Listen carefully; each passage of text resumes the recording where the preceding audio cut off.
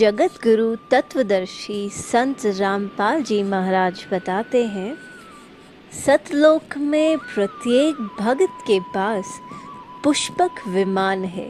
श्री रामचंद्र जी सीता को लेकर लंका से आए थे, वे पुष्पक विमान में आए थे। वैसा विमान सतलोक में प्रत्येक हंस आत्मा के पास है। प्रत्येक भक्त तथा भक्तमती के सिर पर छत्र शोभा करता है। वहाँ कोई निर्धन और रंग का भेद नहीं है। वहाँ सतलोक में काल लोक के प्राणियों की तरह कुटिल वचन कोई नहीं बोलता।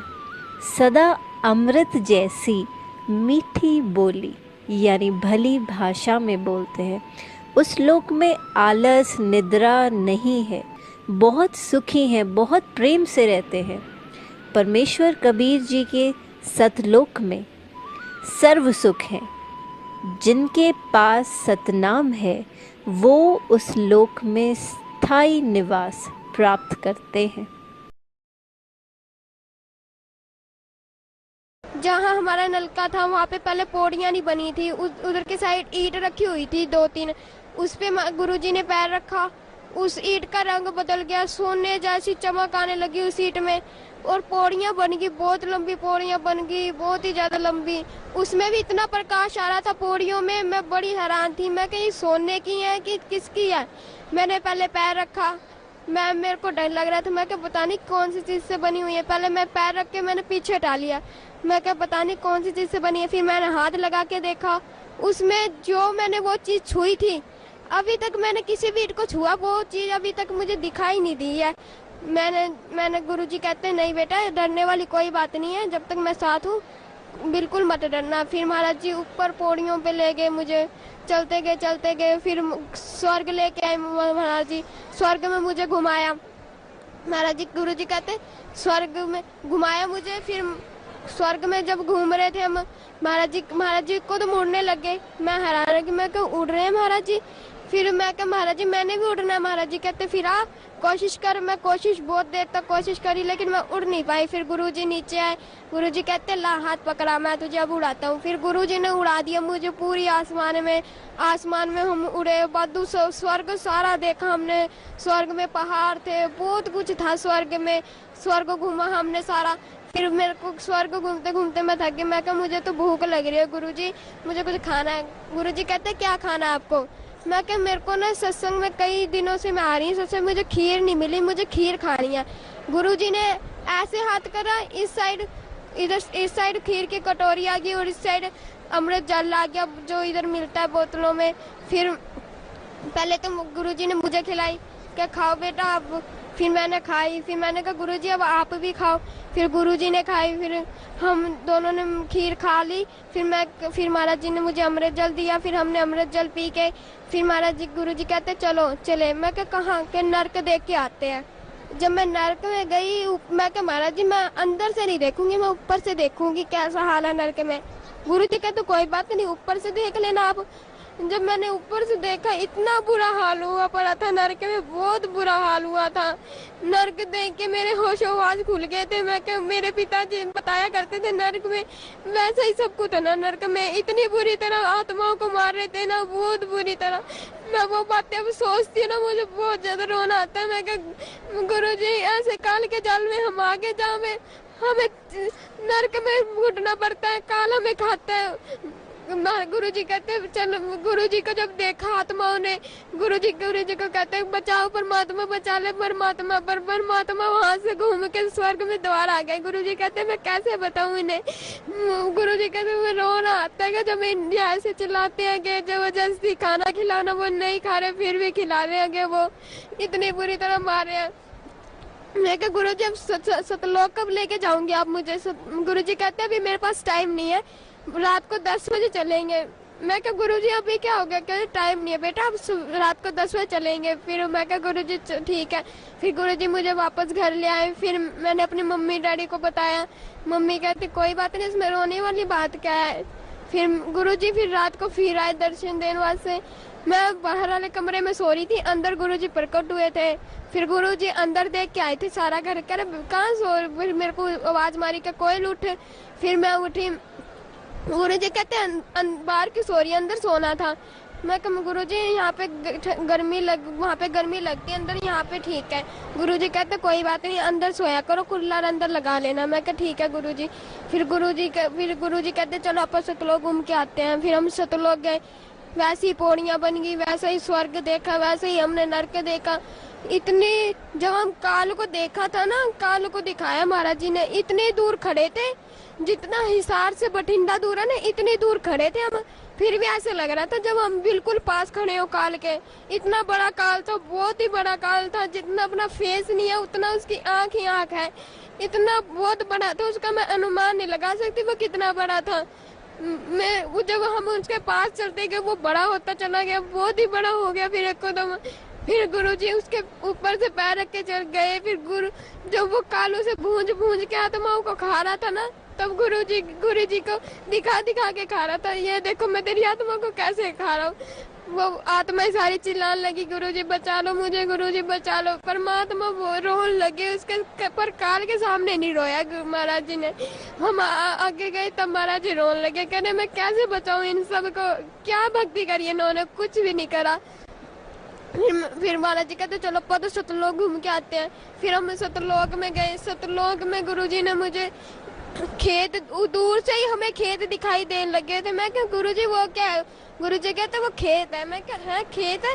जब हम उसके खेत के पास गए तो उनका खेतों का कलर ही अलग था, जो कलर यहाँ पे है ही नहीं क्या, ऐसे कलर थे वहाँ पे। फिर मैंने कहा उधर तितलियां थी, मैंने तितलियों के हाथ में जब पकड़ा ना तो हाथ खोल के देखा वो तितली गायब थी मेरे हाथ से।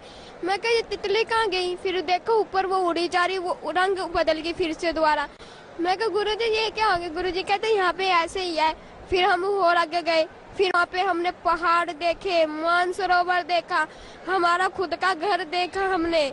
फिर मुझे महाराज जी ने अपना सिंहासन दिखाया, इतना बड़ा सिंहासन, बहुत बड़ा सिंहासन, उसमें भी हीरे मोती लगे हुए, पहाड़ों की साइड में भी हीरे मोती लगे हुए थे, घरों में भी हीरे मोती। इतना अच्छा था ना, बहुत ही ज्यादा अच्छा था।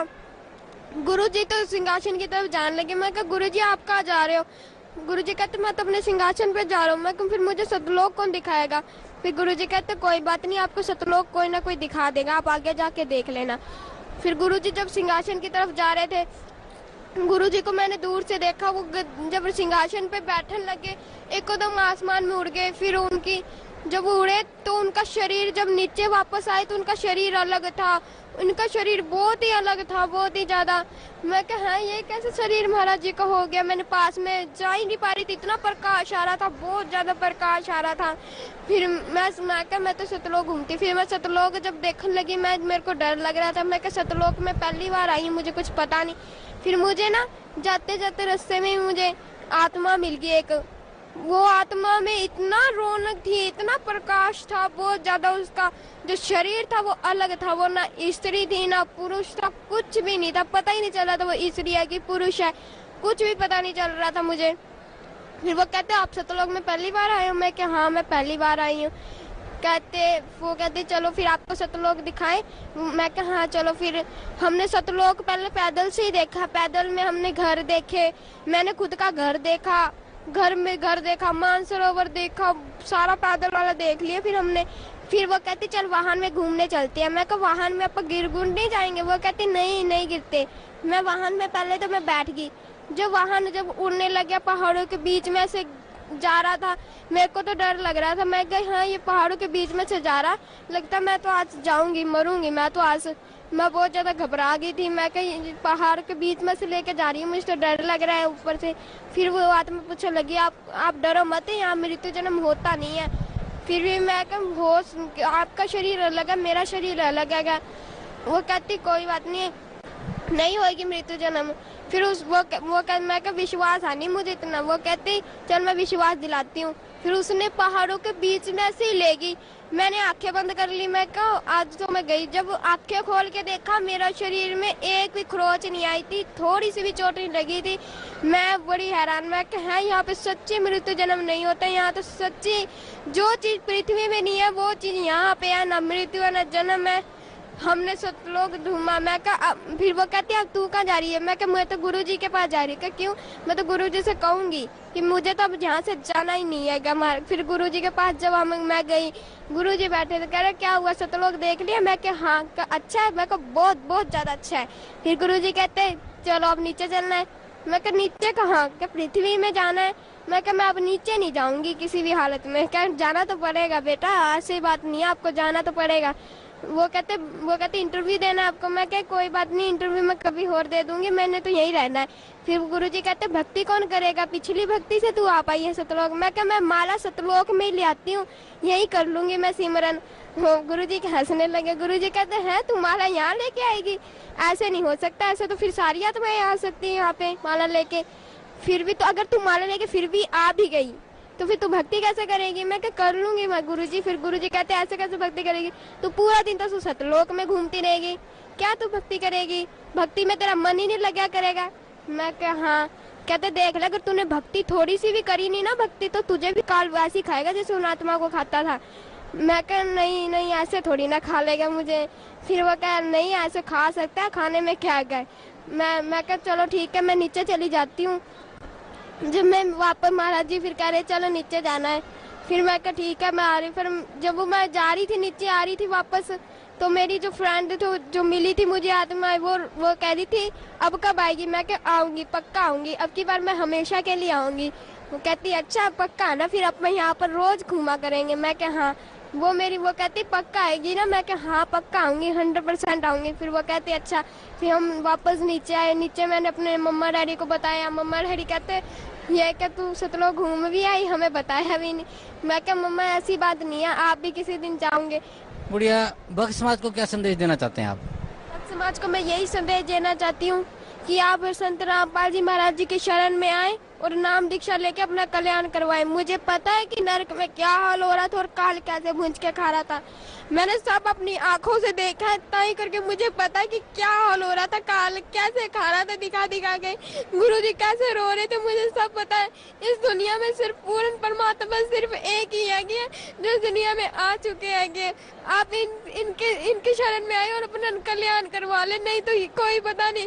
कबीर साहिब अब 600 साल बाद अब ये रूप धारण करके आए हैं कबीर साहिब।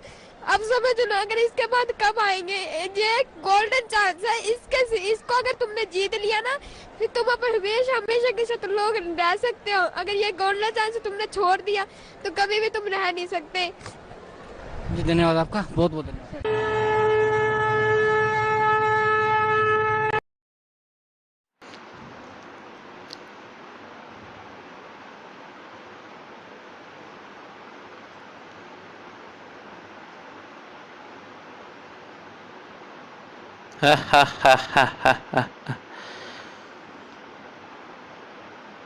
सुनो, कोई भी आत्मा 7:30 बजे शाम को साधना चैनल पर सत्संग ना देख पाए, ऐसी व्यवस्था करो। जाओ।